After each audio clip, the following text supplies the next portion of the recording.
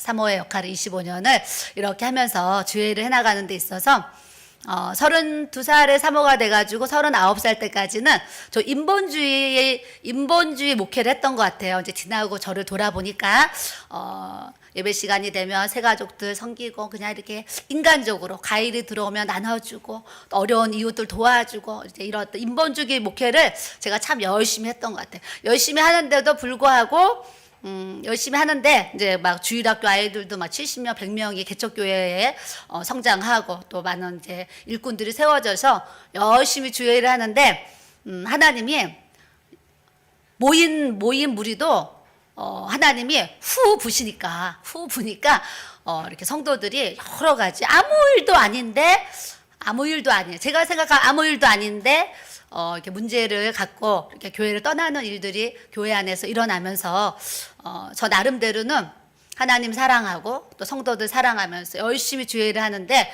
이제 성도들이 떠나는 일들이 교회 안에 일어나니까 제 마음이 허전해지고 공허해지고 또 무너지고 하나님이 나를 버리셨나 막 이런 생각을 할 정도로 굉장히 제 심령의 위기를 가졌던 그런 이제 39살 그 시절이 있었습니다. 그러다 보니까 이제 시간이 지나니까 막 불면증이 찾아와서 눈은 감고 있는데 밤새도록 잠을 못 자고 밥을 먹고 싶은 생각이 하나도 안 들고 그러니까 식욕도 없고 잠도 못 자고 또 대인 기피가 생겨가지고 사람들이 무섭고 피하고 싶고 길에서 아는 사람 만나면 도망가고 싶고 그런 이제 어려운 시절을 제가 1년 정도 이렇게 제가 겪었습니다. 겪으면서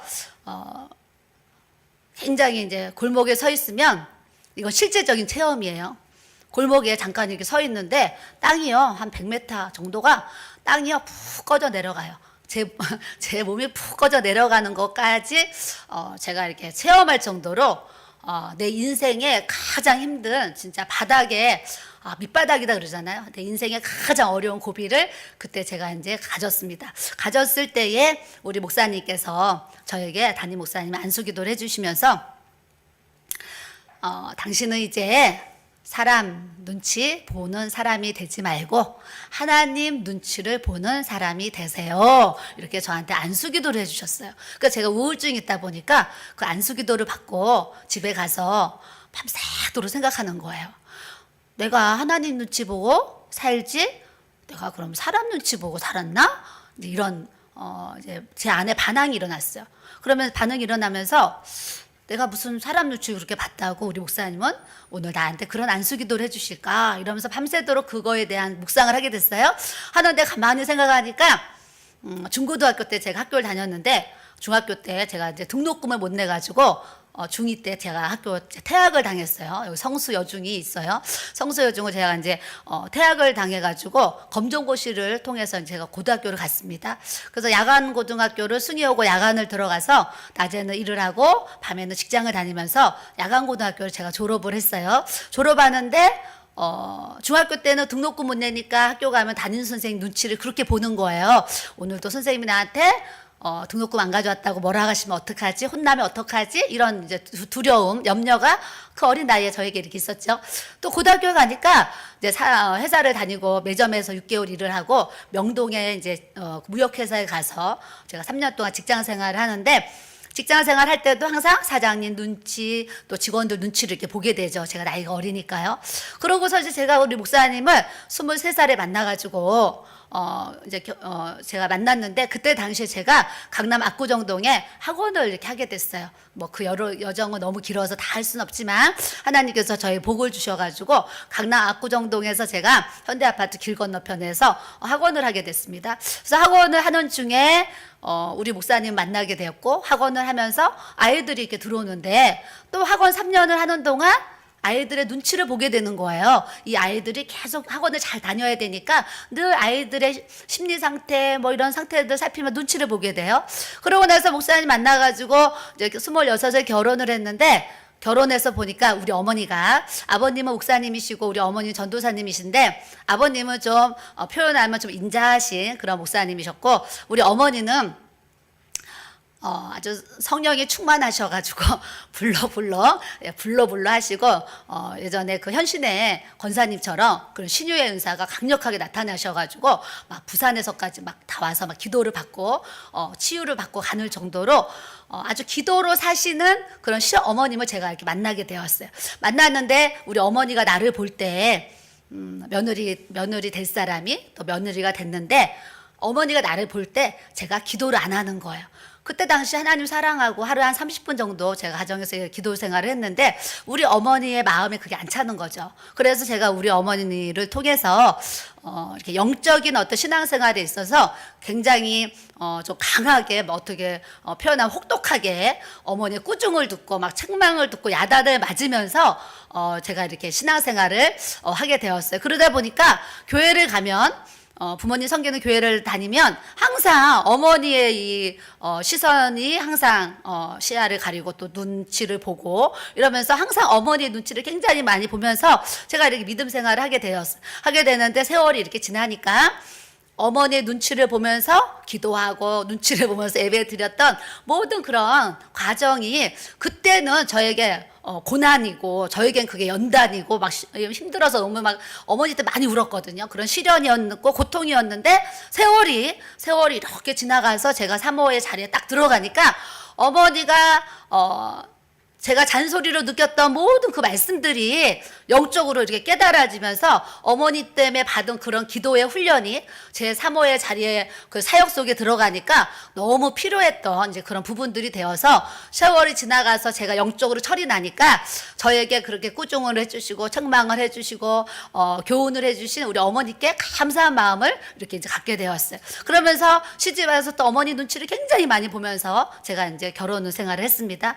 또 32살에 우리 목사님이 기도원 갔다 오시더니 교회를 개척한다 하셔가지고 하고동에 지하 40평 되는 예배당을 얻어가지고 교회를 32살에 제 나이 32살에 교회를 개척했는데 제가 할 수 있는 게 그때 당시 아무것도 없는 거예요. 아무것도 요리를 잘하는 것도 아니고 노래를 잘하는 것도 아니고 뭐 성가대 아무것도 반주까지 사모로서의 역할을 아무것도 못하는데 그때 우리 어머니가 제가 시집을 오니까 은진아 너는 그럴 일이 없는데 너가 만약에 물에 빠져 죽으면 너는 입만 동동동동 뜰 거다. 이 얘기를 여러 번 하셨어요. 우리 어머니가. 저는 막 효도를 다른 사람들은 음식을 해다 드리고 뭐 이렇게 좋은 것을 사다 드리면서 효도를 하잖아요. 저는 개척교회 사모가 무슨 돈이 있어요. 그 돈이 없으니까 항상 입으로만 이렇게 제가 이렇게 어머니한테 효도를 해요. 그래서 개척교회 때 어머니 생신인데 용돈을 드려야 되는데 돈이 없잖아요. 그러니까 그때 당시에 처음에 드린 용돈이 2만 원을 봉투에 넣어서 어머니 제가 지금은 2만 원 드리지만 앞으로 어머니 제가 10만 원 드릴 날이 올 거예요. 그렇게 드리는 거예요. 그래서 3만 원 드리고 그 다음에 5만 원 드리고 하나님이 은혜를 주셔서 명절이 됐는데 생신 때 이제 10만 원의 용돈을 드렸어요. 10만 원의 용돈을 제가 딱 드리면서 그때 무슨 고백을 했냐면 어머니 제가 오늘은 10만 원의 용돈을 드리지만 앞으로 제가 100만 원의 용돈을 드릴 날이 올 겁니다. 그랬어요. 그때 우리 어머니가 나는 너 은진아 나는 너 말만 들어도 배가 부르다. 10만 원을 받지만 100만 원을 받는 것처럼 정말 내가 지금 배가 부르다 그러셨단 말이죠. 그러면서 제가 입으로 막 이렇게 효도를 했는데 개척교회를 하면서 하나님 나는 어느 날 갑자기 이렇게 사모가 됐는데 할 수 있는 게 아무것도 없는데 하나님 저는 뭐를 할 수 있을까요? 이 강단에 이제 올라가서 하나님 앞에 기도를 하는 거예요. 그랬더니 제 마음에 우리 어머니가 너는 죽으면 만약에 물에 빠져 죽으면 입만 둥둥둥 그게 생각이 나는 거예요. 그리고 또 우리 친정어머니가 이제 살아계실 때 저 잘할 때 은진아 너는 입에다가 오토바이 다는 것 같아. 오토바이 말을 천천히 해야 된다. 입에 오토바이 달았다. 이 얘기를 이제 친정에서 계속 오토바이 소리 들었어요. 어머니는 또 동둥둥둥 그 얘기 하시고 그런데 기도하는데 그게 딱 생각이 나는 거예요. 우리 엄마랑 우리 오빠들 나한테 오토바이 달았다 그랬지. 우리 어머니도 동동동 그게 생각이 나가지고 그래. 그러면 나는 내가 잘하는 게 말밖에 없는 거예요. 말. 그래서 하나님 앞에 기도하면서 하나님 저는요 음식도 못하고 요리도 이런 거 지금도 요리를 못해요. 요리도 못하고 어떻게 잘하는 게 하나도 없는데 하나님 내가 잘할 수 있는 건 요 입밖에 없습니다. 입밖에. 그래서 제가 무슨 기도를 했겠어요. 하나님 요 입으로 할 수 있는 게 뭘까요? 기도를 한 거예요. 그랬더니 제 마음에 기도 이런 마음이 딱 오는 거예요. 입으로 할 수 있는 게 기도 마음이 떠갔어요. 그래서 누가 시키지 않았는데 제 마음에 그날 하나님 앞에 딱 무슨 고백을 했냐면 하나님 제가 32살에 사모가 돼가지고 할 수 있는 게 아무것도 없는데 입으로 할 수 있는 거 기도밖에 없으니까 제가 오늘부터 하루에 5시간씩 하나님 앞에 기도를 하겠습니다. 이렇게 이제 고백을 한 거예요. 막 서원까지는 아니고 고백. 그래가지고 저녁을 먹고 밤 9시면 성전에 가서 그냥 무릎 꿇고 앉아가지고요. 새벽 2시까지 기도를 하는 거예요. 근데 개척교회를 해보니까요. 돈도 없죠. 아무것도 없잖아요. 없으니까 2시가 아니라 매일 막 철야를 하게 되는 거예요. 철야를 하는데 다른 사람들은 기도하다가 졸기도 하잖아요. 이렇게 꾸벅꾸벅 졸잖아요. 근데 하나님의 은혜가 부어지니까 저녁 먹고 교회를 가서 새벽까지 기도를 해도 졸질 않고 기도를 하는 거예요. 제가 졸지 않고. 그러면서 하나님이 그렇게 기도의 영을 부어주셔가지고 하루에 5시간 이상을 계속 기도를 하고 어느 날은 뭐 8시간, 10시간 했던 하나님 앞에 계속 기도를 하게 하셨어요. 기도를 하면서 열심히 나가서 전도하고 막 학교 앞에 매일 전도하고 까치산역에 가서 막 전도하고 열심히 전도를 하니까 어른들도 막 부흥이 되고 애들도 많이 부흥이 돼가지고 동네 교회에서 야, 저 교회는 무슨 아이들이 저렇게 많이 전도가 되냐 하면서 우리 교회를 막 부러워할 정도로 저희 교회가 이렇게 성장을 했단 말이죠. 성장했는데 하나님이 보실 때에 제가 인본주의로 그냥 떡볶이나 애들 해서 나눠주고 그냥 빙수나 사주고 성도들 그냥 사과 사다 신방하고 막 이런 거를 하나님이 저한테 원하시는 게 아니었던 거예요. 그때 당시에 몰랐는데. 그래서 우울증에 걸려가지고 목사님이 당신 이제 우울증이 심하니까 이제 사람 눈치 보지 말고 하나님 눈치를 보는 사람이 되세요. 그러면서 저한테 당신 올 1년 동안 신방도 하지 말고 전화도 하지 말고 어디 가지도 말고 집에서 교회에서 성경 읽고 기도하고 찬송만 해 이러시는 거예요. 그래서 제가 그 1년을 낮에는 성경 읽고 찬송하고 성전에 가서는 밤새도록 하나님 앞에 기도를 하는 거예요. 우울증에 걸렸는데도 사람은 무섭고 아무것도 자신이 없는데 내가 이럴 때 하나님 앞에 기도 안 하면 죽는다 막 이런 생각이 드니까 그 1년 동안 기도에 집중하는 시간을 제가 이렇게 갖게 되었어요. 그러면서 1년 동안 기도를 열심히 하는데 한 6개월 1월 1일부터 한 6개월 정도를 열심히 그렇게 저녁마다 가서 낮에는 성경 읽고 찬송하고 저녁에 가서 기도하면서 하루를 이제 기도 생활했단 말이죠.